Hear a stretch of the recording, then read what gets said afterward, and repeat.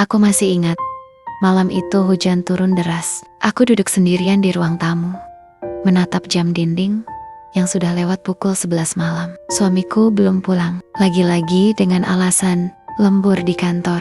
Dulu aku percaya, tapi entah kenapa kali ini perasaanku berbeda. Sesuatu di dalam hati terasa dingin dan aneh, seolah aku tahu ada yang tidak beres. Kami menikah 5 tahun lalu. Waktu itu hidup kami tidak mewah, tapi cukup. Dia pekerja keras dan aku mencintainya karena kesederhanaannya. Setiap pagi ia mencium keningku sebelum berangkat kerja, dan setiap malam ia pulang membawa senyum. Tapi semua berubah sejak dia naik jabatan. Dia mulai sering pulang larut, teleponnya selalu digenggam, dan setiap kali aku bertanya, ia menjawab dengan nada tinggi, seolah aku melakukan kesalahan karena ingin tahu kabarnya. Suatu malam, aku menemukan parfum wanita di mobilnya. Aromanya lembut, mahal, dan jelas bukan punyaku. Ketika aku tanya, dia hanya berkata, "Itu punya rekan kerja, jangan berlebihan." Lalu pergi meninggalkanku di dapur tanpa menatap mataku. Malam itu,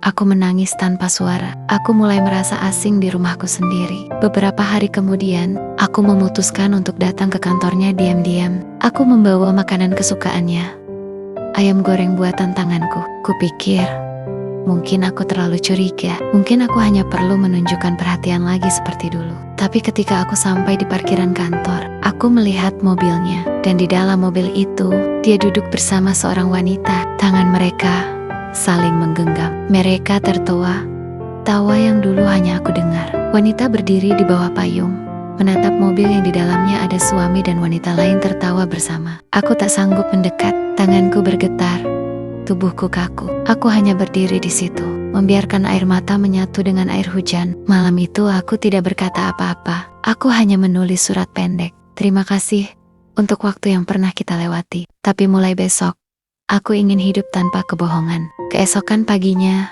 aku pergi dari rumah. Tanpa marah, tanpa teriak, aku hanya pergi demi menyelamatkan hatiku sendiri. Wanita berjalan di bawah hujan dengan koper kecil. Cahaya lampu jalan remang. Beberapa minggu berlalu, dia tak pernah mencariku. Mungkin terlalu sibuk dengan teman kantornya itu. Sementara aku mulai membangun hidupku sendiri.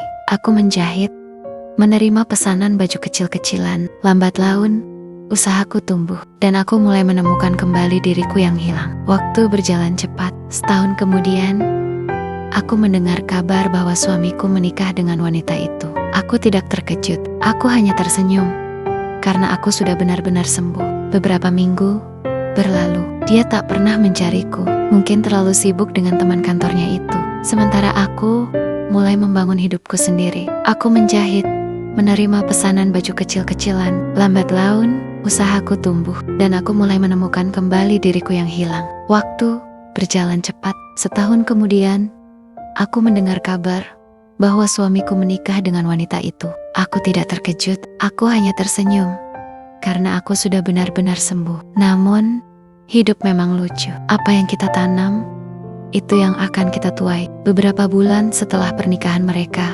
perusahaannya bangkrut. Dia kehilangan pekerjaan, dan istrinya yang baru kabur membawa semua tabungan. Aku mendengar kabar itu dari teman lamanya. Dia kini hidup sederhana, hampir miskin, dan sering terlihat duduk sendirian di warung kopi dekat kantornya dulu. Suatu sore, aku sedang menutup tokoku, dan seseorang mengetuk pintu. Karik, aku melihat wajah yang dulu sangat kukenal. Dia, mantan suamiku, berdiri di sana, basah oleh hujan, dengan wajah lelah. Aku minta maaf, katanya pelan.